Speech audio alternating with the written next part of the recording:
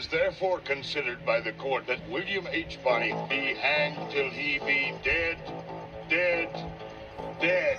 You can go to hell, hell, hell. Buenas tardes, amigos. You're not dead. Do I look dead? The entire country is reading about our territory every day in the journals. Should we give him a proper burial? And they're not reading about our growth towards statehood. I never stole a horse from someone I didn't like. Now you just kill him. What they are reading about is a 21-year-old delinquent. What scum? Who is making us look like imbeciles. Politicians, bankers, cattle kings. Scum. I got 18 dimes in each barrel, boy. You're starting to believe what they're writing about you, aren't you? You rode a 15-year-old boy straight into his grave. Goodbye, Bob. Best dollar radio I ever spent. And the rest of us straight to hell. I don't take tenderfoots in my gang. It ain't your gang, Dave. Let's hire a thief. $1,000, Mr. Garrett, to catch one. And all the resources you need to carry out the extermination. Just playing the game, Doc. Of one William H. Bonney. Even their horses are crazy. We'll give him a game, all right. They're starting to surround us. We gotta get out of here. Dave, it's your gang. What? It ain't my gang, it's your gang. It's always been your gang. Emilio Estevez, Kiefer Sutherland, Lou Diamond Phillips, Christian Slater, Balthazar Getty, Alan Ruck, James Coburn, and William Peterson as Pat Garrett. You. I'll make you famous. Young Guns 2. So the first movie, you basically had some of the hottest young teen actors at the time in the 1980s. Emilio Estevez, Kiefer Sutherland, Lou Diamond Phillips, Charlie Sheen, Dermot Mulroney, Casey Siemaszko. You also had Terry O'Quinn, Terrence Stamp, and Jack Palance in it. And it was a fun movie. It was a fun, well-made movie.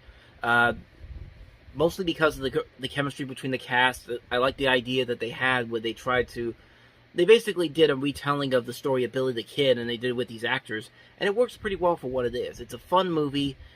I really enjoyed the first movie. The second one is hit and miss. Like, it does have a lot of the same elements that made the first movie really enjoyable, but like with most sequels, it is kind of repeating the same formula and the same story that they did for the first movie.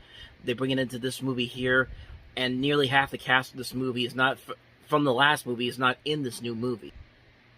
Granted, you have Estevez, Sutherland, and Diamond Phillips back, but you replace the other young actors from the previous movie, and you have Christian Slater in here, Alan Ruck, Balthazar Getty, William Peterson, who plays, they just said in the trailer, now I can't remember the name, Pat Garrett. Pat Garrett is who William Peterson plays. And it does have its moments. Like, there are moments in here where that magic from the first movie is still in here. But again, it kind of falls into sequelitis, honestly. It's a movie that has some stuff in there that's good, but it definitely feels like a repeat of the previous film. But unlike movies like Another 48 Hours or RoboCop 2, where it feels like they're not even trying, they're just making a quick buck. You can tell that at least they're trying in this movie, and there are moments in here that do work. Plus, the acting overall is still pretty good. Plus, this movie has a pretty good soundtrack. Of John Bon Jovi's "The Blaze of Glorious" came from this movie. So, I mean, like I said, there are moments in here that are very good, but overall, it's definitely a lesser movie than the previous film it was. But it's okay for what it is. If you could tolerate a sequel that's going to be pretty much the same as the first movie, I think you'll definitely enjoy it. It's not one I'd watch over and over again, but every once in a while I'll definitely check it out. And I kind of would like to see what a new version of Young Guns with a modern cast. What am I even trying to say here?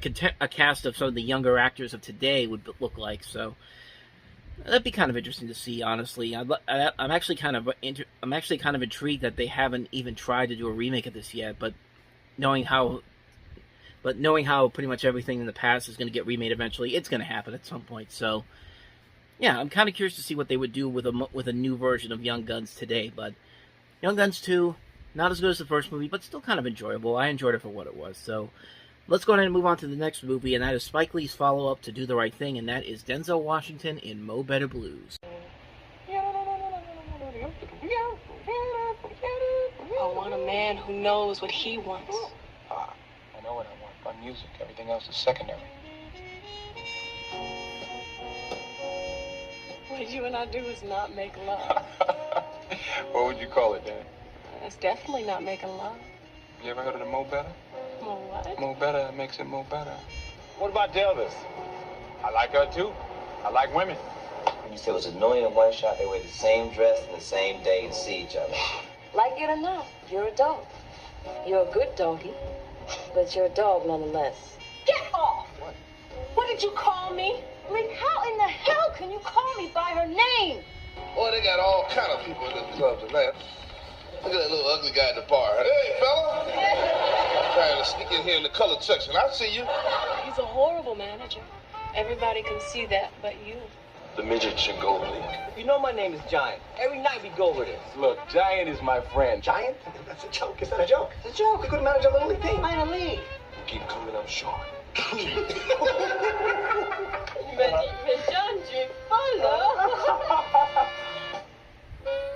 No, it's because she's white. Is she white? Because she's white. Yes. Yeah, she's a nun. Won't give me none, ain't had none. Oh, she didn't need none. And since my sweetie left me hollow, well, it ain't the same old place. Pirates are playing the Mets in a doubleheader. Give me the Pirates in both games. The Mets need some more black ball players. What, are you gambling again? How much you owe? Don't break her. Let's give him a break. Break his legs, his arms. People are listening. Everybody's deaf, brother. Ain't nobody listening. People are You got a listening voice. to my voice. You put them lips on the trumpet.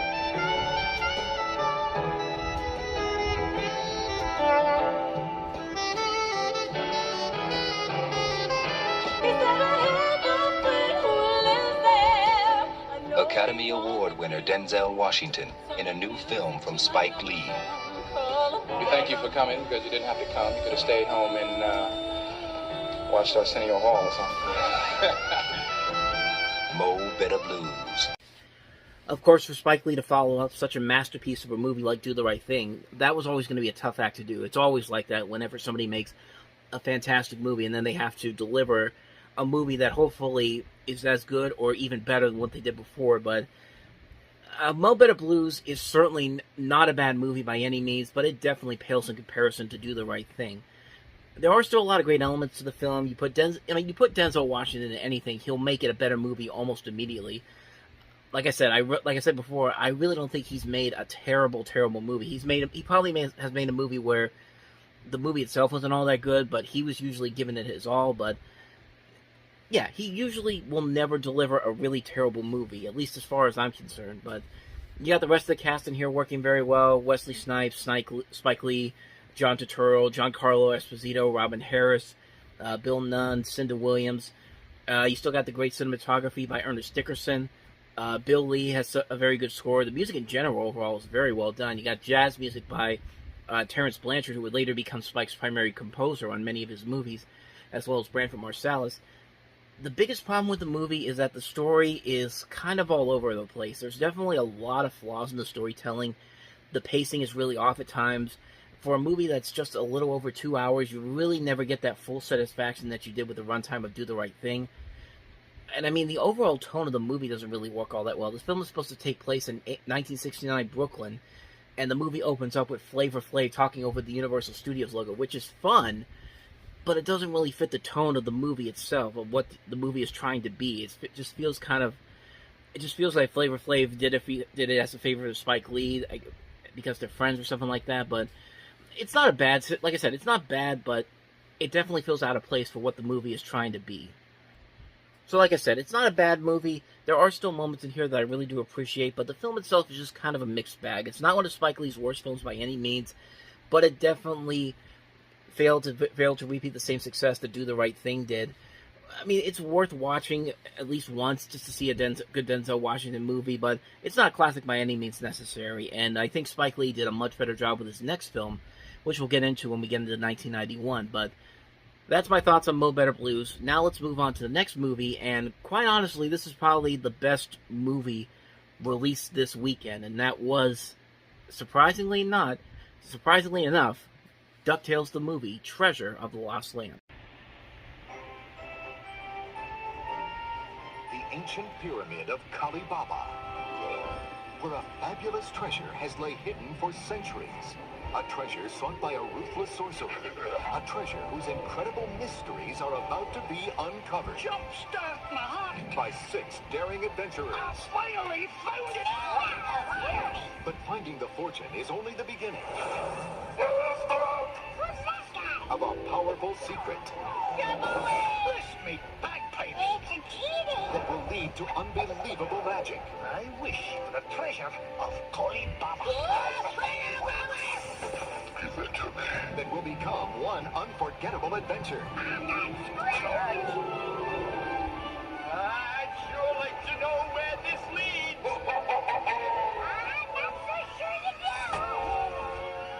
It's your favorite DuckTales friends in their first full-length big-screen motion picture. A story filled with excitement. You better get back here. Danger. Surprises.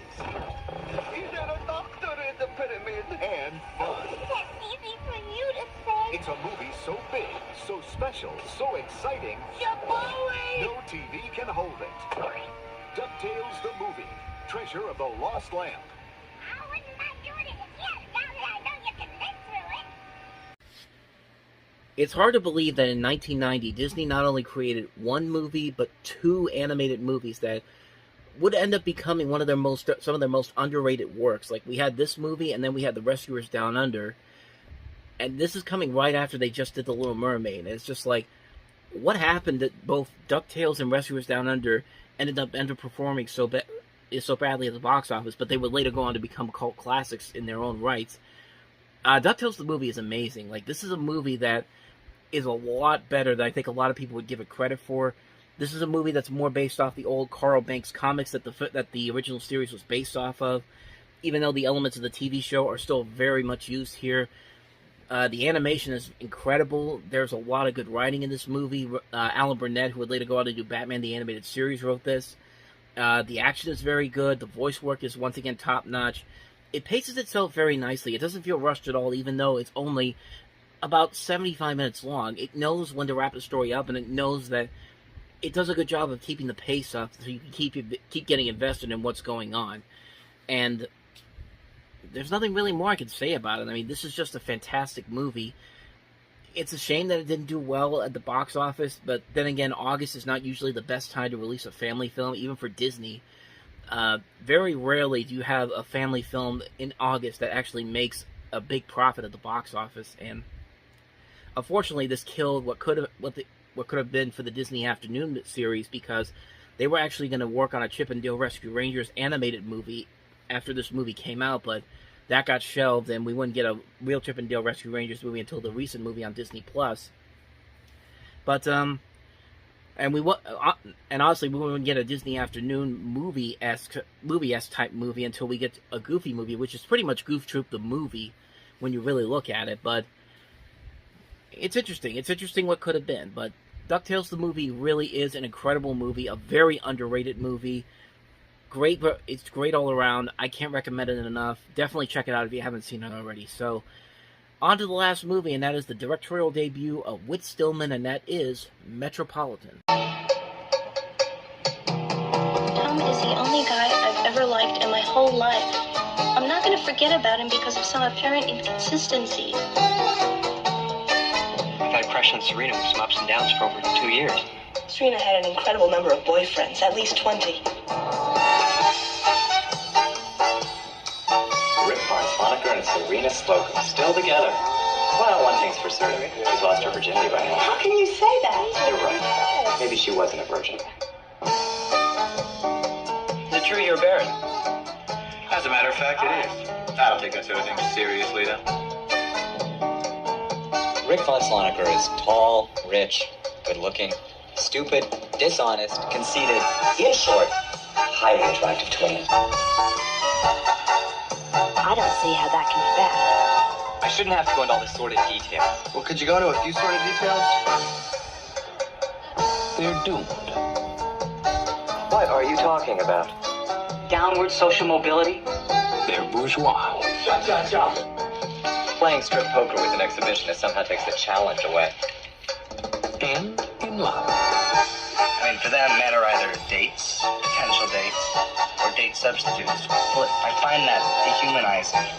They're all so very metropolitan. So basically, it's just a movie that's following the lives of these young socialites and debutantes, and it's mostly a dialogue-driven movie with these young actors, and if you've seen Whit Stillman's work, that's pretty much what you kind of expect from him, but overall, it is a very good movie. You do like these actors. I like that they feel realistic. None of them is just hogging it up for the camera in a way. These are young actors who actually feel realistic. They don't feel like somebody that's just trying to get trying to star in a quick indie movie so they can blow up and become big blockbuster stars. They don't feel that way when you watch this movie. It's a very good movie. It's nicely edited. It's nicely shot by John Thomas. The music is very well done. The writing works very well. It has a lot of relatable elements that I think a lot of people can relate to, even if you're not a rich person like these people are. And it's a movie that doesn't feel like you're sitting there for way too long. The movie does move at a smooth enough pace where you could keep up and get invested in what these characters are going through. It's a very good movie. It's a good start for Stillman as a director. He would actually do a couple of these movies that feel very similar, like the part of a trilogy. Like you'd have Barcelona, which would be released about 4 years later, and then The Last Days of Disco, which would be in 1998. But like I said, like I've always said, we'll get there when we get there. But Metropolitan's not a bad start for him. It's a good movie, a well-made film. If you haven't seen it, I'd say definitely check it out. If you really like movies like, it definitely feels a lot like kind of My Dinner with Andre type of a type of movie like that. It definitely feels that way. If you haven't seen this movie, I'd say definitely check it out. Metropolitan. Today's a good day to die. Flatline. 30 seconds to go. Can you recall any specific emotion or sensation? No, but there is something out there. We're running out of time. 300, clear. Nothing. Your high, go again. Clear. Nothing, I can't hear anything. Come on, Nelson. Wait, we lost him. No! Welcome back, man. I'm going next. 2 minutes. 2:10. Was there anything negative about your experience? This is too weird. We've experienced death. Now, somehow we brought our sins back physically. They're past. It is not a hallucination, and it is not possible. Oh, my God. You withheld information. That's the same as lying. You wouldn't have done it. At least we would have had a choice. They're not real. Hey, come on, they're your sins. Live with them. I do. No! Nelson, please! I thought I paid my dues. Thank you for the nightmare. No! Come on, Joe. Starting CPR. 1,000. 1,000.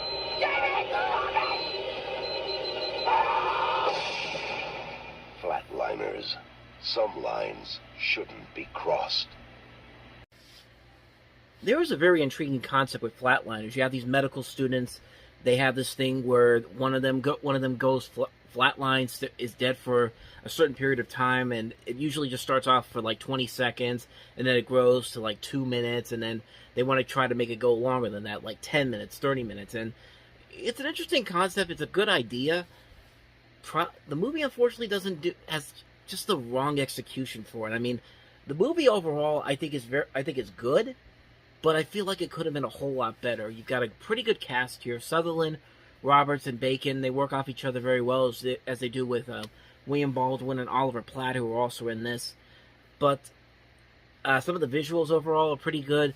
And like I said, the concept and the idea, very clever, very interesting.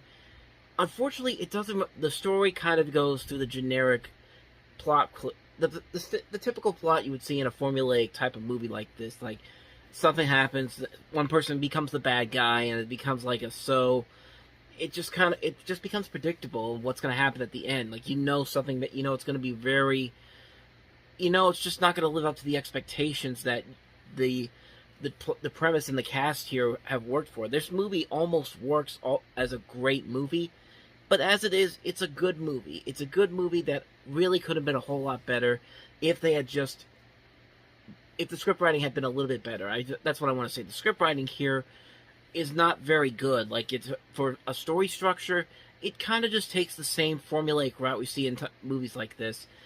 It starts off strong, peters off at the end pretty quickly and then falters off badly.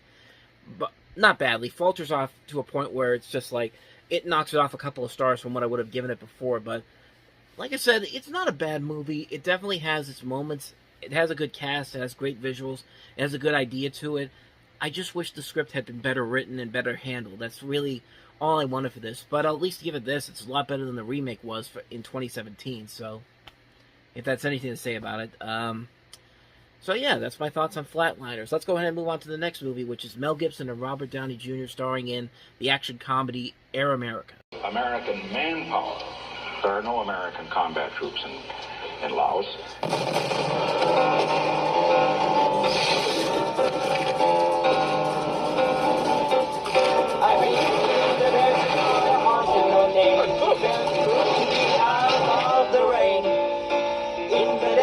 See, I put it here, but the map doesn't show a town here. Well, then I guess we're not actually here. And we don't really run 400 flights a day out of here. Or ship 100 tons of cargo, medicines, weapons.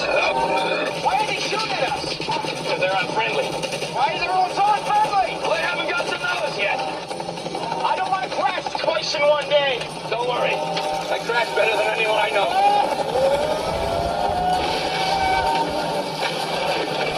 Why don't you go first? No, I don't want to go first. Okay, I'll go first. No, I don't want to go second. All right, then toss the coin. Tails. Tails, isn't it? That's tails. Oh, I'll take it. Mel Gibson. Robert Downey Jr. Anything, anywhere, anytime. That's our motto. Well, it would be. If we actually existed. That's right. But we don't. Air America.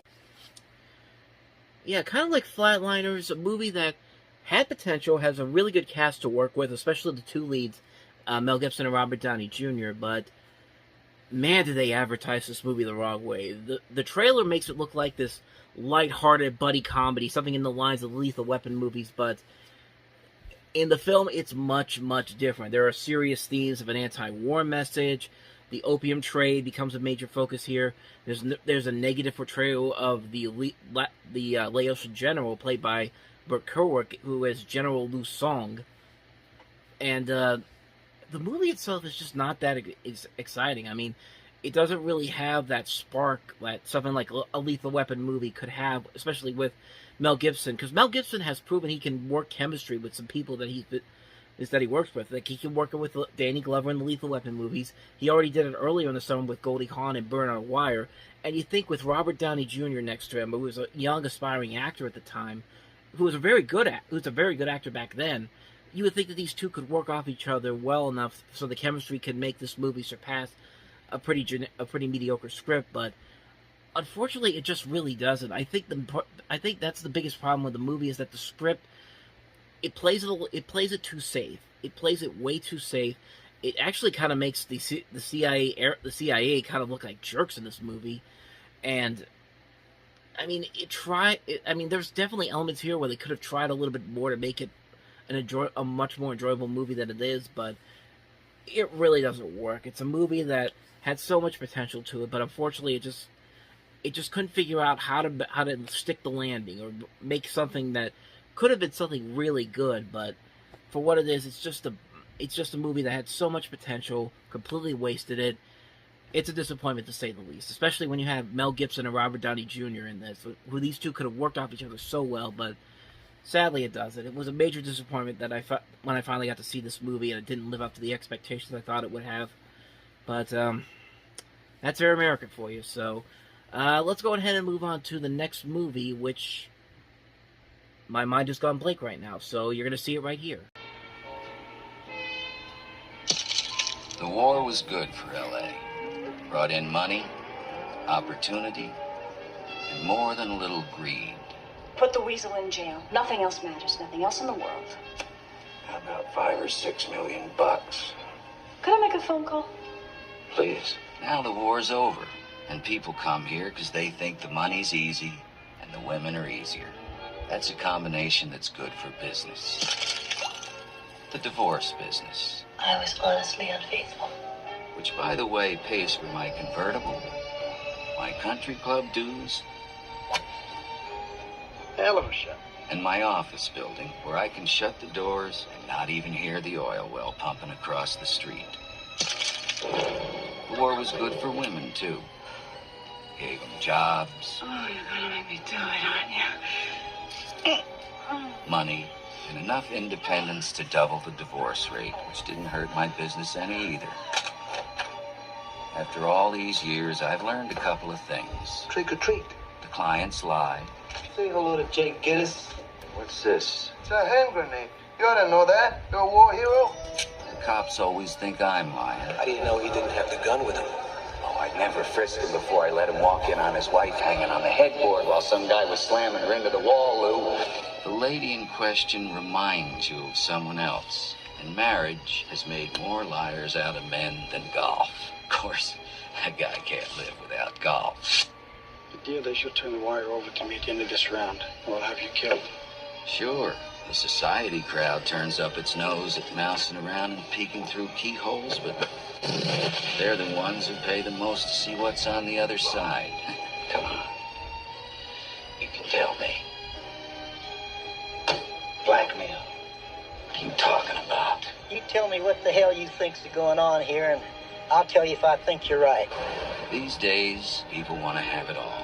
New cars, power steering, houses in the suburbs, speedboats, and instant cameras. Oh, no, Penny, how could you? What's going on here? How could you, Kitty? How could you with him? Not with him! So now, it only takes a minute to see what a murder looks like. Then what happens? Usually happens when somebody pulls a gun. Everybody does. What I do for a living may not be very reputable, but I am. In this town, I'm the leper with the most fingers.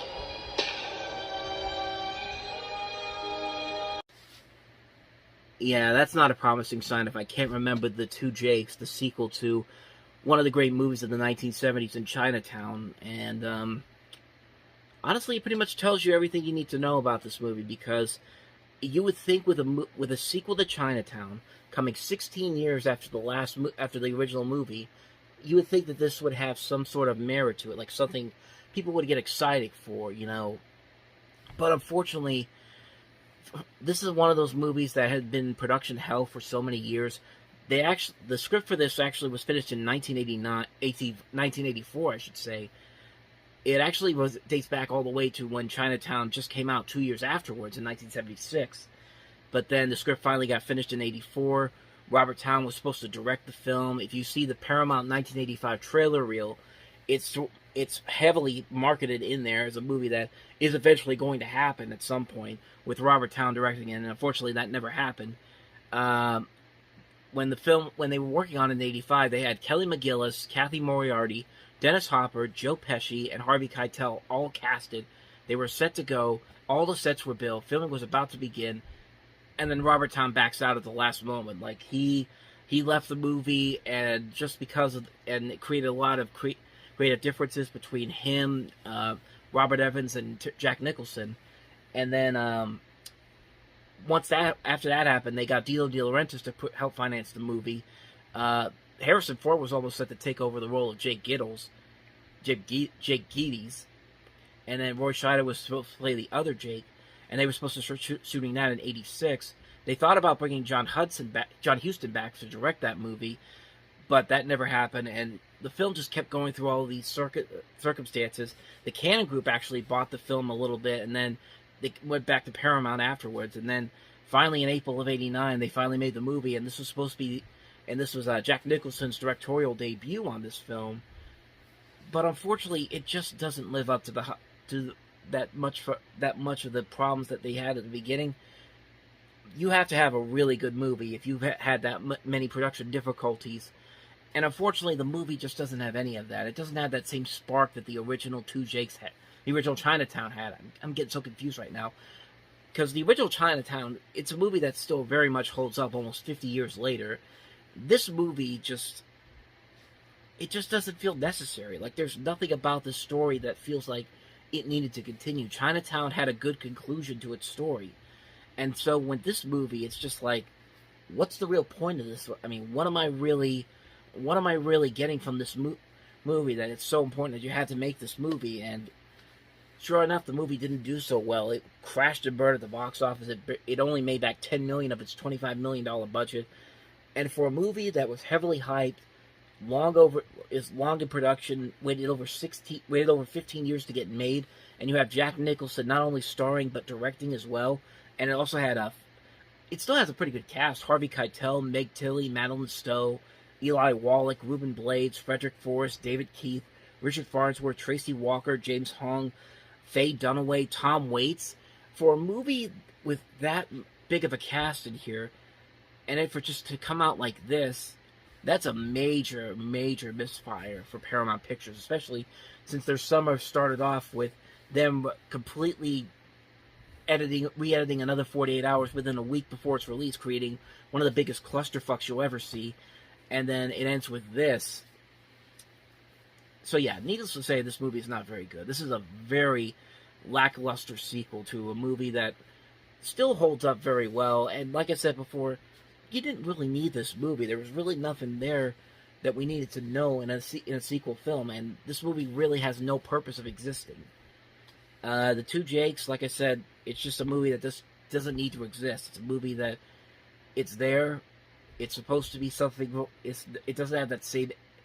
It doesn't have that same. What am I trying to say? Epic qualities that the first movie did, and there really is no reason for it to exist. So, yeah. So you can see why I forgot it in the beginning, and most people probably forgot it even existed until now. So. That's the Two Jakes. Now let's go ahead and move on to the last movie, and that is Twister. Not the 96 movie, but the comedy called Twister. Prepare yourself to be blown away by the most twisted comedy in years. How do you feel when you do something bad? It's the whirlwind tale of a special American family. Don't read this to me. I'm rich. With a tornado on the outside. Killed 15 people so far. And a madhouse on the inside. Might be a madhouse, but it's my house. Not since the Wizard of Oz has Kansas been this windy. Or this crazy. You're right, you got a stupid family. Rolling Stone magazine calls Twister fiendishly funny farce. Thank you. Part funhouse, part chamber of horrors. Where's the laboratory? Outrageous, original entertainment. It's an acquired taste. Join Harry Dean Stanton from Repo Man, Crispin Glover from Back to the Future, Susie Amos from Fandango, Dylan McDermott from Hamburger Hill, with special appearance by Tim Robbins from Bull Durham. I came back to rescue Violet and Maureen from this loony bin. Maybe I'll come back tomorrow when we don't have company. Okay. Don't miss Twister. You know how in the movie Soap Dish, all the drama and all the over-the-top stuff that happens in the movie takes place in the same realm of a potential soap opera that within the soap opera?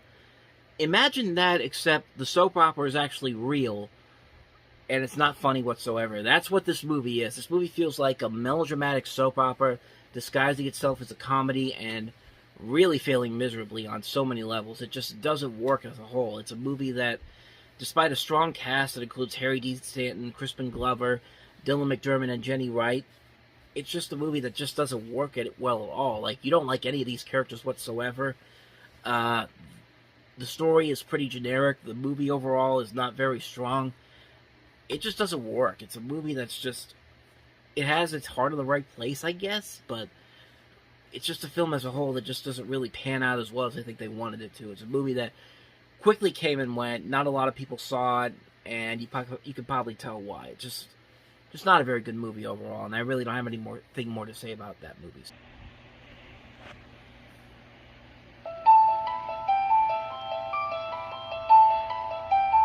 17 years ago,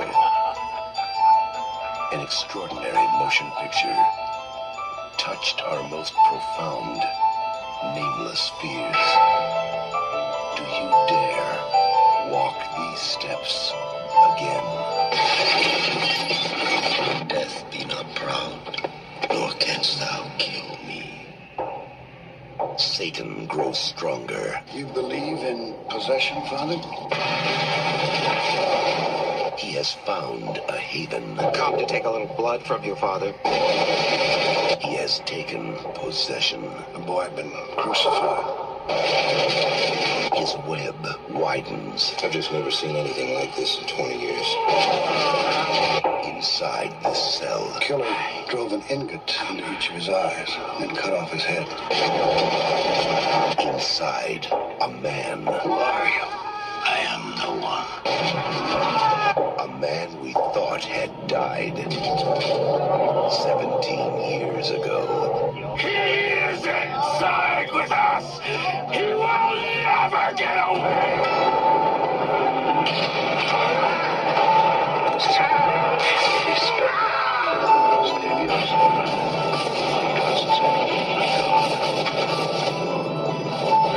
This time you're going to lose. The Realer is back. George C. Scott in William Peter Blatty's The Exorcist 3. Legion, of course, is the name of William Peter Blatty's 1983 book, which actually is the conclusion of his Faith trilogy. And this was actually not intended to be an Exorcist movie. Is Morgan Creek, the studio that put this out, as well as 20th Century Fox, actually forced them to put The Exorcist 3 on it. And because of that, it made money at the box office. It actually did better than Exorcist 2: The Heretic, but review-wise, it didn't get as many good reviews, and after the first weekend, the box office did kind of die out. In fact, William Peter Blatty himself said, don't put the name The Exorcist on this, because this is not really an Exorcist movie. And then by the third week, they said that the studio said the reason why the movie failed was because of Exorcist 2, which was not the case whatsoever. So, the studio just really screwed up badly on that front. In terms of the other Exorcist movies, the first one I think is a classic. I think most people can agree it's one of the scariest movies ever made. There's a lot of dated stuff in there, but it still holds up. Exorcist 2: The Heretic is a complete mess of a movie. Just, oh my god, what were they thinking with that one? But The Exorcist 3, as much as it's trying to be not as much of an Exorcist movie as the other sequels are, it's probably still the best sequel we've gotten, the best film that come after the first movie, because Exorcist 2 was bad, and the two prequels that came in 2004, 2005, those were bad as well. But, okay, as far as the movies go, this is the best of the series, because I think the best thing to come since the Exorcist original release was the TV series they did on Fox in 2016. Yeah, the 2016 Exorcist show they did on Fox was actually really damn good. Unfortunately, it didn't last a couple of seasons, but I gotta say, man, that show was pretty amazing. If you haven't seen that show, I definitely say go check it out. I'm pretty sure you can find it on Hulu or somewhere else online, but it's definitely worth a watch. If you want to see a good continuation of the story of The Exorcist, that's probably the best one. But in terms of the movies itself, this is indeed the best one of the series. I like George C. Scott a lot in this movie. I think he gives a great performance in this. This has a really good cast involved here. Ed Flanders, Brad Dourif, Chucky from Child's Play. He's in this movie as the Gemini Killer. It's a really good movie. It's a really well-made movie. It's not a perfect movie. It's not really the best continuation of the story, but it does a pretty good job of making you completely forget about Exorcist 2. It feels about as good of a sequel as you're going to get from this series, until we see what they can do with this new reboot that's supposedly coming out next year from the same people who are making the Halloween reboots trilogy. But, yeah, I would say if you're looking for a good follow-up to The Exorcist in terms of movies, Exorcist 3 is definitely the perfect one to go with. As far as the other ones are concerned, they really don't do as well as this movie does. I think this movie works fine for what it is. It's not the best continuation of the story from the first movie, but it's about as good as you're going to get, quite honestly. So, with that said, let's go ahead and move on to the next movie.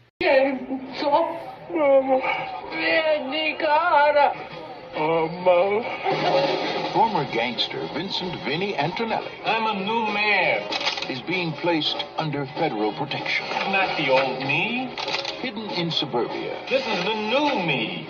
Assigned his own personal FBI agent. Now, this is a real nice house. It's one of the nicest we've ever moved anyone like you into. Hey, Linda, what do you think? I always promised you a nice house somewhere in America. Let's not get carried away, okay, Vinny? It's going to be a lot easier if you two start calling each other Terry and Todd. It's a nice house, Terry, okay? No, you're Terry and he's Todd. Will call. Thanks for everything. I really appreciate it. And even is nice. This is my job. I get paid.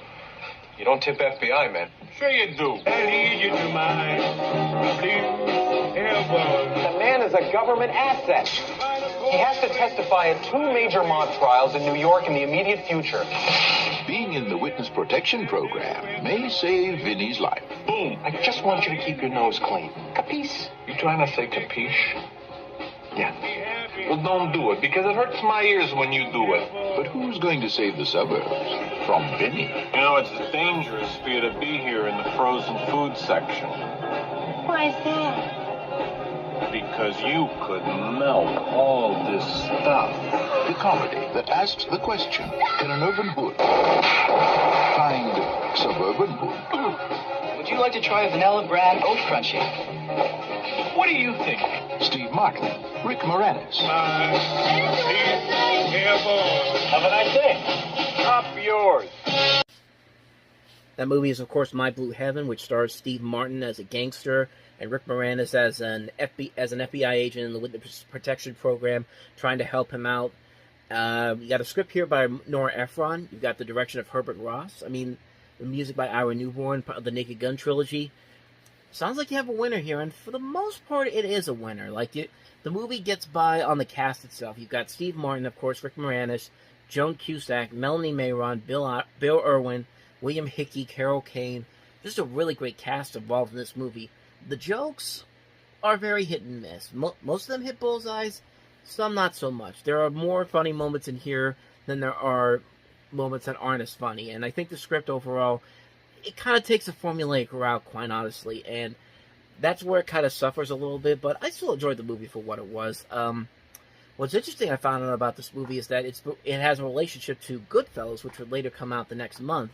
Of course, these movies relate to, both Goodfellas and this are based on the life of Henry Hill, although in this movie, the guy is renamed as Vincent Antonelli, and then, of course, in Goodfellas, it's Henry Hill, but, or at least it is Henry Hill. I don't remember. I haven't seen Goodfellas in a while. I'm going to watch it again before I get to that one. Next month is when we get to that one when that comes out. But with that said, though, My Blue Heaven, which is, like I said, it's a good movie. It's not one I'd watch on repeat over and over again, but yeah, it's fine for what it is. It works well with Steve Martin and Rick Moranis in this cast. There are good funny moments throughout most of this movie. It's a ton of fun. I'd say definitely check it out if you want to see some good Steve Martin comedy. This definitely works out for you. So let's go and move on to the next movie, and that is another comedy, James Belushi and Charles Grodin in Taking Care of Business. Spencer Barnes has the perfect life. Spencer Barnes has the perfect house. He's got a great car. Yeah. And a wonderful job. There's just one problem. That's not Spencer. Friggin' Ed! I'm Spencer Barnes. Meet Jimmy Dworsky, a professional thief who's stolen Spencer's identity. Hi, Spencer Barnes. You're Spencer Barnes? Yeah, it's me. He's moved into Spencer's house. Wow. I'm on Dynasty. Taken over his job. Are you familiar with high-quality products? Your oatmeal stinks. Tastes like dirt. Actually, chewy dirt. Your ketchup's too runny. Your rice sticks together all the time. Your bologna tastes like rubber. You gotta smother it with mustard. Not your mustard, because your mustard tastes like crap. Believe me, I know. I used to work in the cafeteria. He's dated his girl. Ah! Want to join me? Sure. And ruined his life. This is a disaster. He's a man starting at the bottom. Thank you, God. Faking his way to the top. So the Cubs winning the World Series. And loose women. And charging it all to Spencer. Yeah, I'd like to buy that big screen TV. Spencer Barnes, where are you? Charles Grodin is Spencer Barnes. Spencer. Jim Belushi is Spencer Barnes. What? Spencer! Oh, this is getting complicated, huh? In the movie where one man's business I slept with Walter Steiner? Yeah. Well, how was I? is another man's pleasure. You were great. I knew I could be great in bed.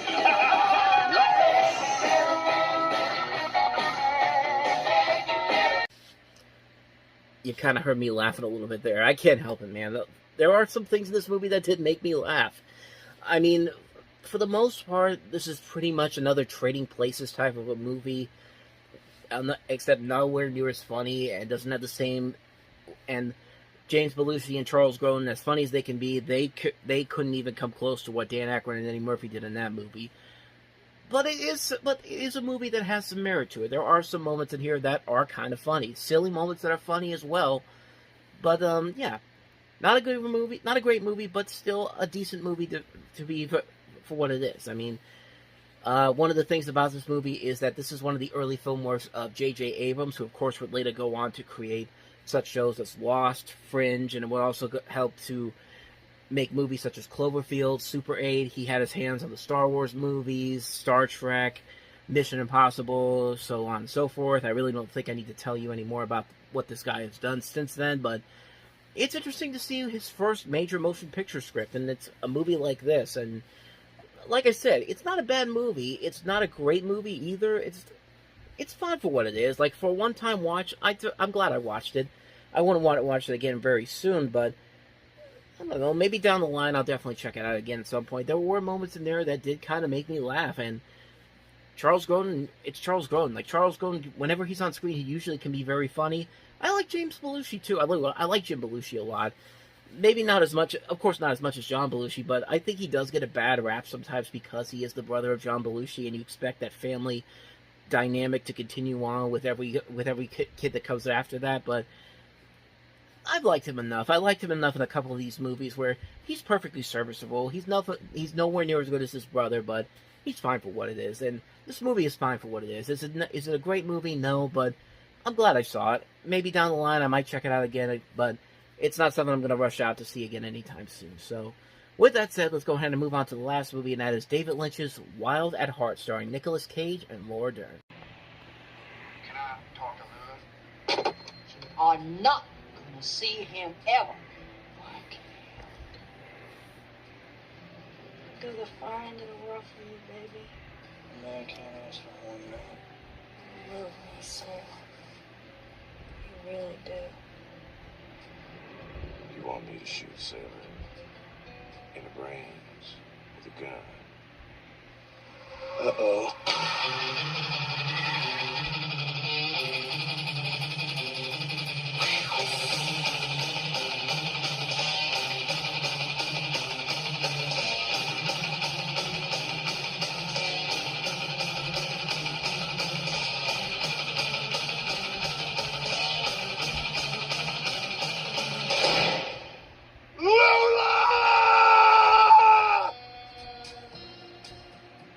I didn't have much parental guidance. Baby, you better run me back to the hotel. You got me hotter than Georgia asphalt.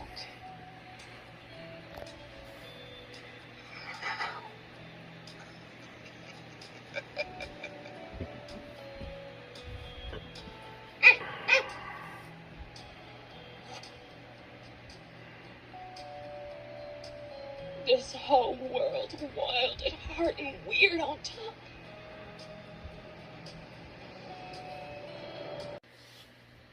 I don't know, maybe David Lynch should be grateful Twin Peaks came out in 1990, because at least he had something good come out of that, because this movie really is not all that good, and it's kind of a disappointment when you really consider what David Lynch had done prior to this. I mean, this is the guy that did Eraserhead, The Elephant Man, Dune, Blue Velvet. I mean, 4 really good movies, and this was kind of his first real stinker as a filmmaker. I mean, it's a movie that's very uneven. I mean, that trailer alone, if you have to sell the movie by the names and the sounds they make in this movie instead of actually showing them acting, there's a huge problem there. And it's just like, it's a movie that just really doesn't work overall, despite the fact that it has Nicolas Cage and Laura Dern working as well as they can with the script that they're given.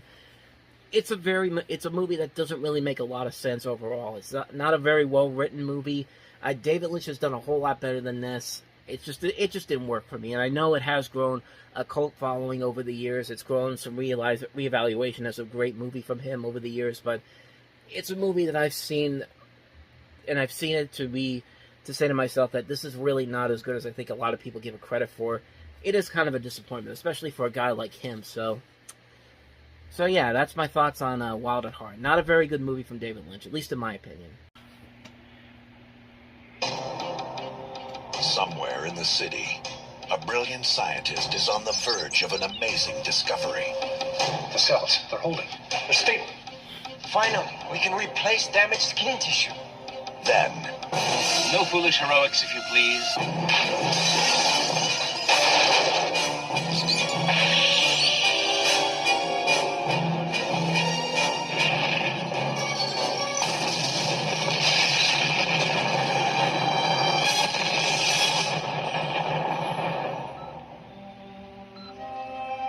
they destroyed everything he had.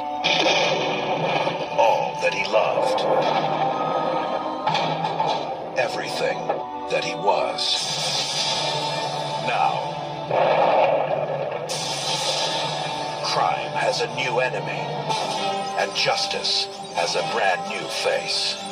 I was afraid that you wouldn't want me anymore. Of course I still want you. The good news is that I know who's behind our little troubles of late. Finish it. Look about you. It's all mine. He has the power to look like any man. They're still both sons of witches! But he is unlike any man. I gotta tell you something about me. He's a cockroach. Think you kill him? And he pops up someplace else. In the darkest hour, Julie, who's the real monster here? there's a light that shines on every human being. But one. From director Sam Raimi. Darkman. Fun fact, this movie only got made because Sam Raimi couldn't get any rights to the comic book characters that were being made in the movie, so he didn't get a chance to do Batman. He wasn't able to get the Shadow, although he would produce the Shadow movie about 4 years down the road. So he basically said, fuck it, I'm just going to create my own superhero. And so, for his first Hollywood film, he makes a comic book movie that's not based off of a comic book or a previous superhero from a comic book. He creates his own thing, and sure enough, it becomes one of the most... basically one of the most well-made superhero movies ever, because Darkman's pretty freaking awesome, man. Like, it doesn't matter that it has Liam Neeson in it. I mean, just the concept, just the way the film is visually stunning to look at, the way the film is written, it's just a fun movie. It's a fun, well-made superhero movie. Liam Neeson is great in this, so is Frances McDormand. Larry Drake from L.A. Law is very good in this film as well. I like like I said, I like the visual look of the film. I like the way the effects are used very well. It's just a ton of fun. It's a really good movie, a wonderfully, wonderfully creative film. If you haven't seen Darkman, I can't recommend it enough. You gotta check this movie out, so definitely check out Darkman. So, like I said, these are gonna be quick reviews, so let's go ahead and move on to the next movie, and that is...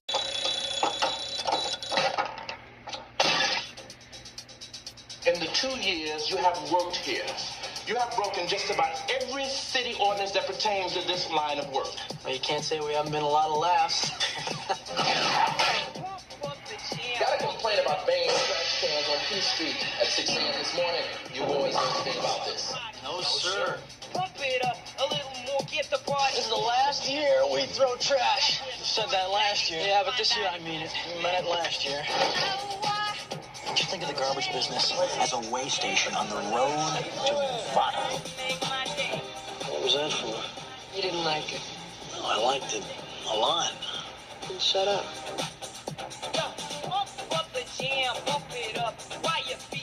Is this the maximum sentence for murder? I did not murder anyone. Pump it up a little more, get the party. You and your stupid pellet gun!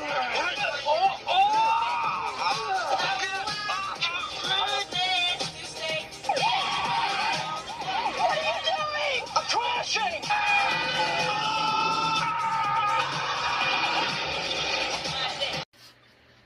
Men at Work, starring Charlie Sheen and Emilio Estevez, and directed by Estevez, the second movie as a director.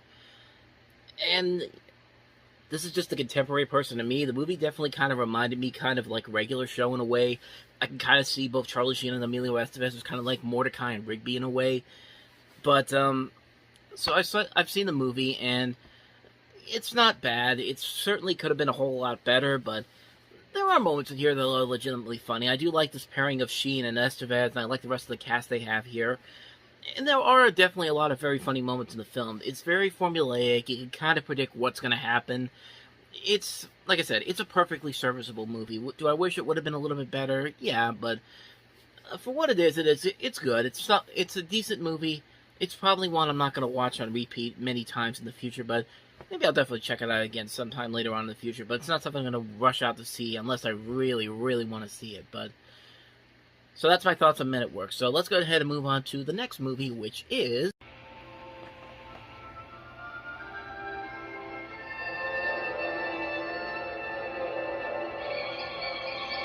From the incredible imagination of Jim Henson and director Nicholas Roeg comes a fascinating new fantasy adventure, The Witches. For when a little boy accidentally stumbles into their secret world, he finds they've got a lot more power than he ever imagined.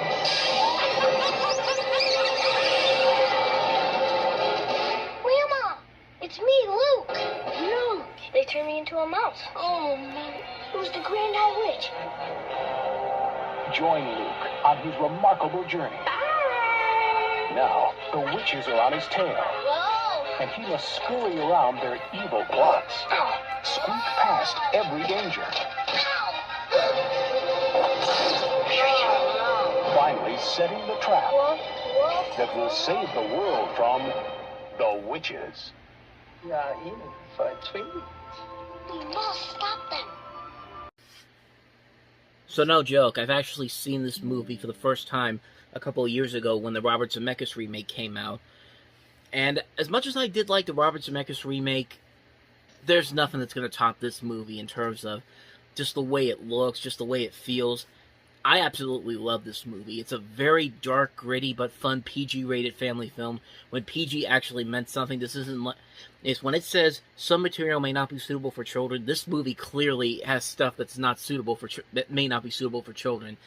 It's not like the modern-day PG where it's like, My Little Pony the movie is rated PG. It's just like... No, this was back when PG actually meant something, and it shows on screen. I mean, the visuals of this movie still hold up to this very day. This is one of the last movies that Jim Henson's company worked on while Henson was still alive. But you can see that the visuals, they still hold up very well. Like, the visuals they use here, the practical effects here look very good. They hold up very well. And on top of that, the movie is just a ton of fun. You can see that the storytelling is very well done. The cast overall is great. Angelica Houston, she's fantastic in this movie. Like I said, the visuals still hold up very nicely. It's just a fun time. It's a fun movie that, like I said, 1990s PG. This is definitely 1990s PG. The remake has nothing compared to this movie. It's just a much better movie. Like I said, I do like the remake, but nothing will ever top what this movie does. This movie is actually really good. I'm glad I got to see it finally, because... Thank God for the remake, because I would have probably never seen it, so... But yeah, like I said, The Witches is a fantastic film, so on to the next movie.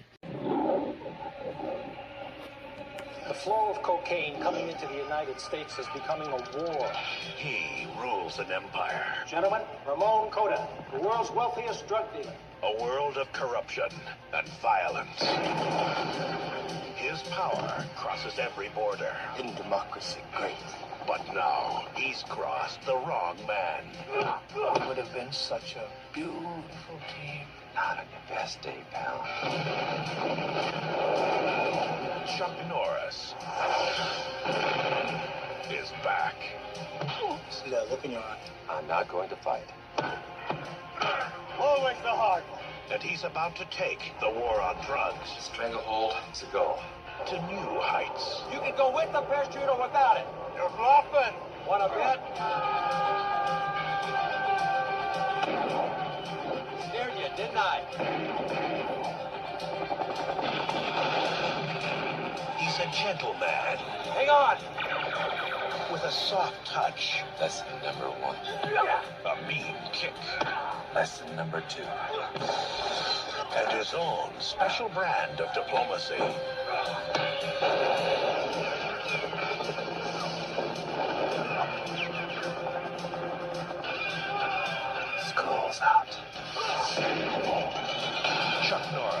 Delta Force 2. Delta Force 2, aka The Colombian Connection, aka Operation Stranglehold, aka this movie really has nothing to do with the original Delta Force, but screw it, here it is out here, and yeah, it's one of the reasons why it doesn't really work as well as the original movie. The original Delta Force is a fun, over-the-top, cheap-looking action movie, but it's a good, fun action movie. It's Cannon Films at their best, but this is Cannon Films kind of at their worst. I mean, this is a movie that, like I said, it doesn't even feel like it belongs in the same realm as the original Delta Force. It feels more like another Chuck Norris movie made by Cannon, missing in action, which, that should just tell you right away how much they didn't care about making a legitimate continuation of the original film. The script is pretty bland. The action scenes aren't really all that great, and I mean, this isn't the fun Chuck Norris like you can when you watch Conan O'Brien and you see the Walker Texas Ranger clips and you can see how cheesy and over the top those clips are and have a good time with them. You don't really get that here. I mean, a lot of Chuck Norris's early movies don't really have that. You're expecting them to be taken seriously with the stuff they have here. And this just didn't work for me. I know there's going to be some people that like it for the cheesy, over-the-top things in it, but, yeah, compared to the first movie, this is definitely a major step down from the previous film. So, there you go. That's Delta Force 2. Insert your own subtitle here. So let's go ahead and move on to the next movie. You sit next to him all year. You out there? You listening? And never notice him. You can almost taste it. Rankness in the air. He's the guy who lights up the night. He's got a pirate radio station. They say that I am deluged. Oh, demented. Hallelujah. Well, guess what I say? Christian Slater. Get crazy! Pump up the volume. Rated R. Of course, Pump Up the Volume, starring Christian Slater, kind of the movie that broke him out into superstardom, because this was a well-received movie critically, did well at the box office, and he was really damn good in the movie. This was the movie that really did break him out as a movie star. Him and Samantha Mathis are both very good here, as is Ellen Green, Scott Paulin. It's a really well-made movie. It's a movie that perfectly sums up the time period very well. It's a movie that I think can stand the test of time. And it just works. It's a really good, well-made movie. It has a lot of elements there that appeal to the teens of the era and can appeal to most teens nowadays.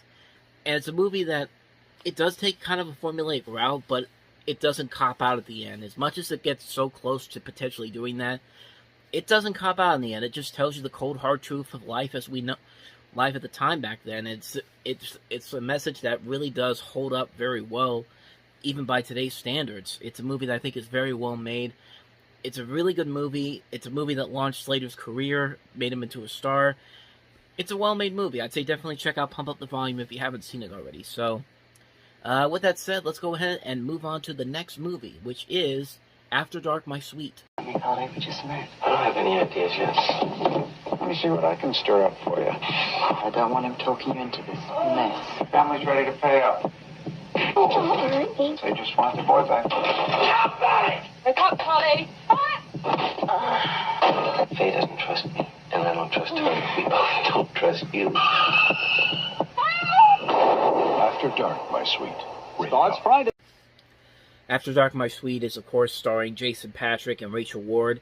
And it's a nice return for James Foley, who, after making two pretty good movies, Reckless and At Close Range in the 80s, kind of stumbled back a bit with Who's That Girl, which has the theme song in that movie is pretty good, and I like the opening title sequence. That movie had so much potential to it, but it did really kind of disappoint. But this was definitely a return to form for James Foley, because after this he would make another great film, probably his best film as a director overall, with Glengarry Glen Ross. But this movie is really well done. Patrick and Ward work off each other very well. The casting in here is great. The visuals overall are very good. Bruce Dern is also very good in this movie, and it's a very good film. It's a really good, solid piece of entertainment. It's a film that not a lot of people know about, but I'd say definitely check it out if you want to see some of these great neo-noir type of movies from James Foley's early career, because this is definitely one of his strongest films, and definitely is a comeback from what he did prior to this. So that's After Dark, My Sweet. Now let's go ahead and move on to the last movie, which is The Icicle Thief.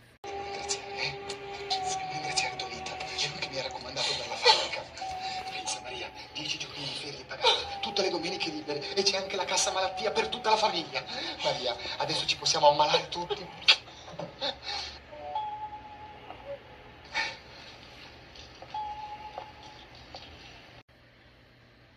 Yeah, I only had to get a clip there because I couldn't find the trailer online, but The Icicle Thief was essentially created as a spoof of neorealism, predominantly Italian cinema after World War II, and it's generally understood that the film had an impact on consumerism of art.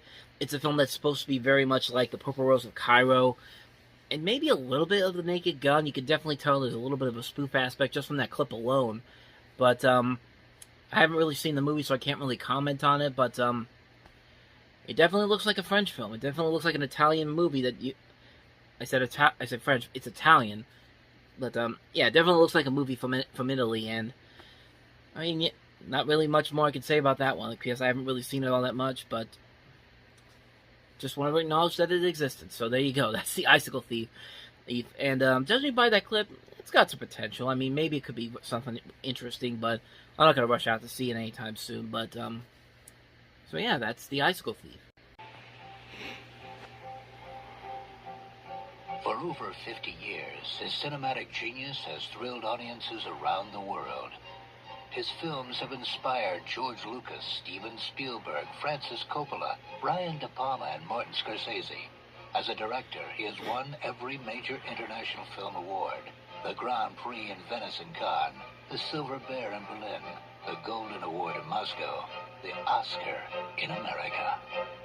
He is Akira Kurosawa. Now he brings us his most unique and personal vision. His dreams.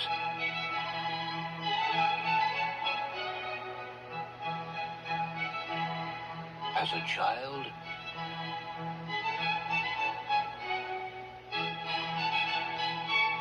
as a man, in winter, spring, summer, and fall. The past, present, and future. The thoughts and images of one man for all men. Akira Kurosawa's dreams. One man's dreams for every dreamer. For those of you who aren't familiar who Akira Kurosawa is, which I don't know how many of them would that be, but this is the guy that's been behind some of the great epics of our time, films like Ran, Kagemusha, Yojimbo, Seven Samurai, just one of the great directors of all time. And this was actually one of his first movies in 45 years where he was the lone screenwriter for it. And not only that, he actually had help from some of the most recognizable names in the business. Martin Scorsese helped out in the narration of one of the scenes in here. George Lucas's Industrial Light and Magic had a hand in this. Steven Spielberg also had a hand in this. It's interesting that you have these directors who were very heavily influenced by Kurosawa coming together for this. And like I said, I haven't seen the movie, but essentially what we have here is an anthology of 8 different vignettes of stories based off of dreams that Kurosawa actually had in his life. And like I said, the movie definitely has a lot of promise to it. I mean, the visuals look very good. It's a movie that you don't hear a lot of people really talk about, although it has gotten the Criterion release over the years. And it's a movie that, honestly, I'm really looking forward to actually checking out one day. Maybe when Barnes & Noble doesn't know whether their Criterion half-off sales, and hopefully they'll have this there at one of them. It's one I might definitely check out. I definitely am curious to see what this movie is like, largely because of the visuals and the way the trailer just shows off this promise of all these unique visuals and stories that Akira Kurosawa had dreamed about over the years. And yeah, it just looks like something that piques my interest a whole lot, especially someone like me who likes a good, visually pleasing movie. Like, I love movies that are very visually stunning to look at, and this definitely looks like a movie that could be just that. So I'm definitely looking forward to checking this one out at some point. So that's my brief thoughts on the trailer for Akira Kurosawa's Dreams. Now let's take a look at the one movie that did come out this weekend, but in very limited release, and that was The Lemon Sisters. Home Video's funniest movie about friendship. I know. Eloise? I don't know. It's The Lemon Sisters. 2 lots of wonderful years together, never to be forgotten. It's about laughing. I bought him.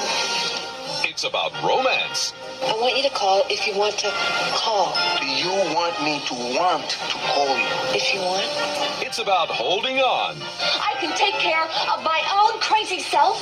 I can feed my own crazy self. I can take care of my own twisted, pathetic love life just fine, all right? Now you can go, both of you. Diane Keaton, Carol Kane, Catherine Brody, Elliot Gould, Aidan Quinn, and Reuben Blades.